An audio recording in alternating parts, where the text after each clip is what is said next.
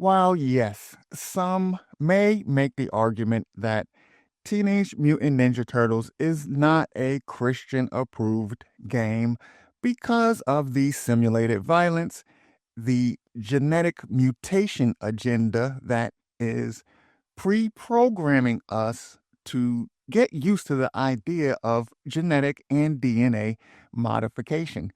Part of these predictive programming spells that use the broadcasting networks and television programs, they kind of have to tell you what it is that they are doing.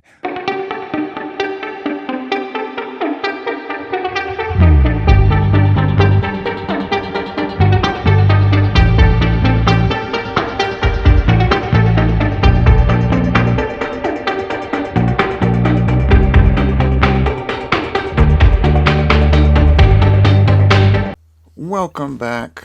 As always, this is your host, your boy, your big unk, Max Vapor. What I want to bring to your attention today is the fact that there are, despite what some may think or believe, there are video games out there that can be played by Christians. You can still have fun. You can still get that thrill of diving into another world and defeating monsters and so forth and so on. This video game that I want to bring to everyone's attention today is none other than my childhood favorite, Teenage Mutant Ninja Turtles. Everyone knows the song. Well, if you're my age, you know the original song from the old cartoon.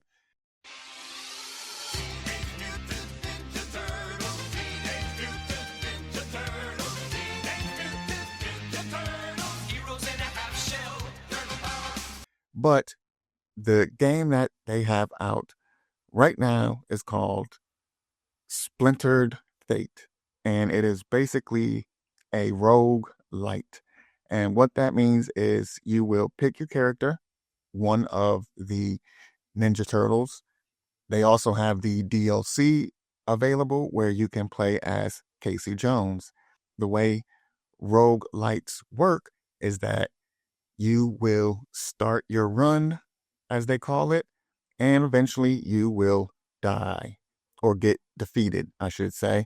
And with that defeat, along the way, you will pick up tools and weapons and other modifications that will help you later on in the run. So let's say you want to pick up a different turtle or stick with the same one. Let's say Raphael or Michelangelo. You can take whichever turtle you want, go out there, stomp a mud hole in the Foot Clan, and hopefully eventually make it to Shredder and defeat him.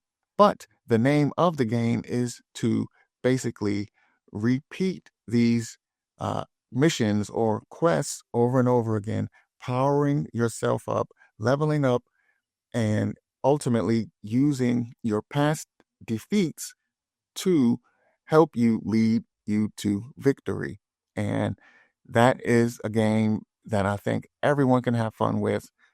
You could make the argument that, oh, hey, they're promoting transhumanism and mutations and all this stuff. I mean, look, if you look hard enough into anything, you're going to find what you're looking for. While yes, some may make the argument that Teenage Mutant Ninja Turtles is not a Christian approved game because of the simulated violence, the genetic mutation agenda that is pre programming us to get used to the idea of genetic and DNA modification.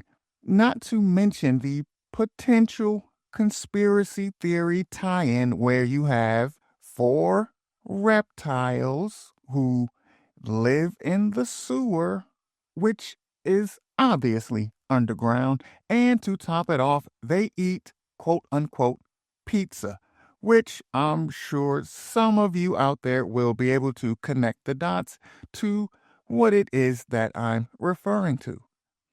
But that can't be right.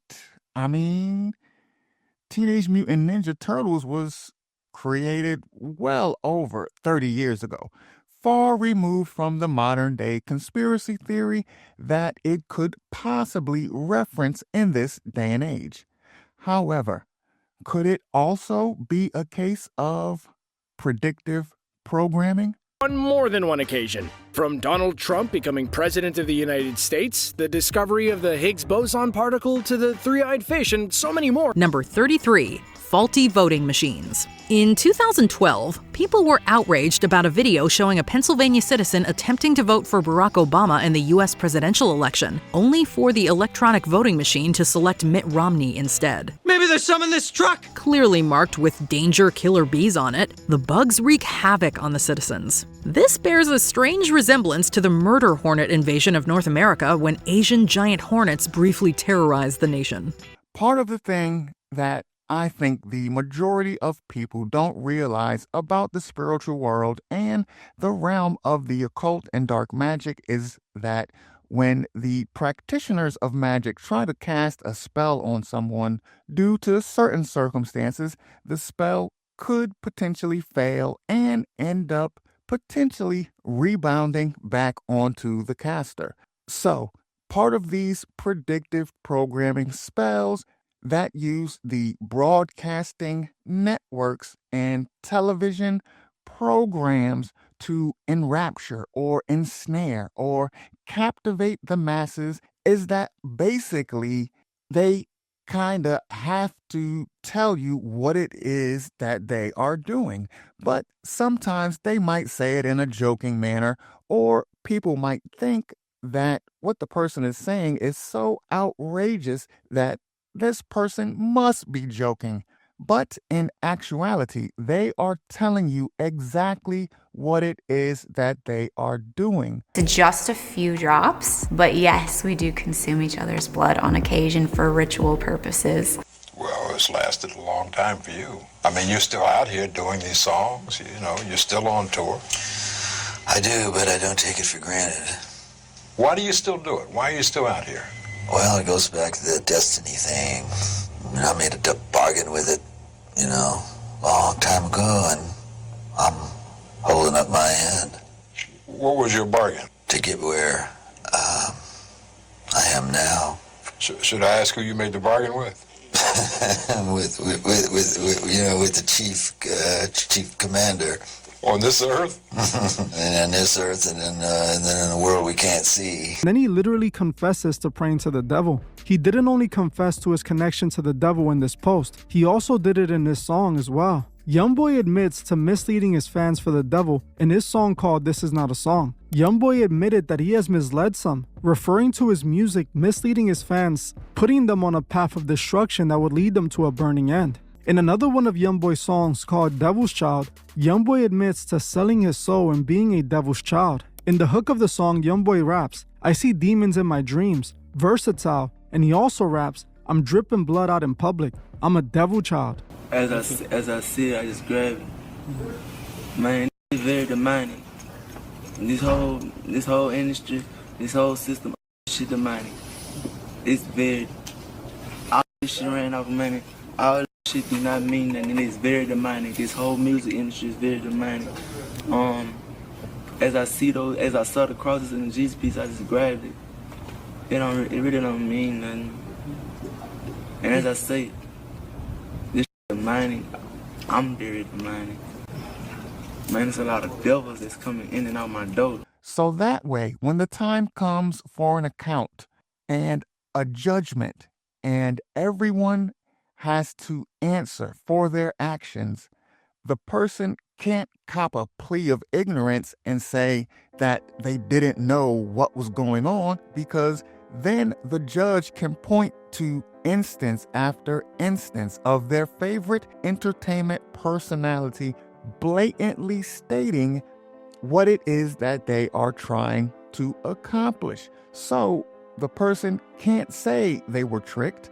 The person actively chose to bury their head in the sand in order to stay hidden in the strong delusion. As it states in the Bible, my people are destroyed for lack of knowledge.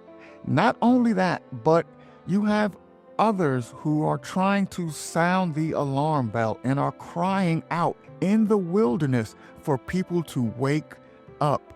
But those people are ignored or have certain disparaging labels placed upon them that tries to discount their warnings.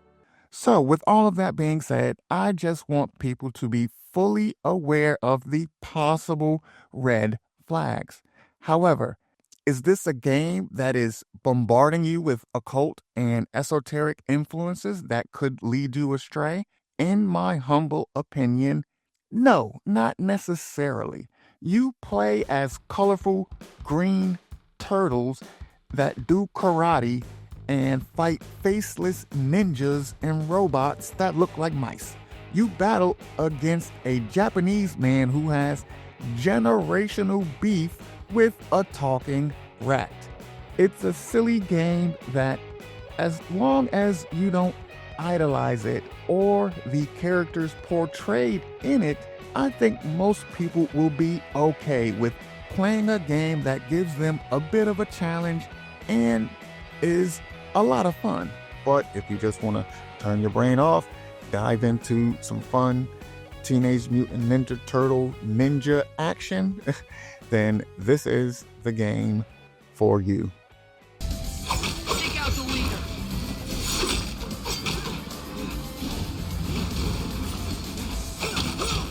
Tell your boss we're coming.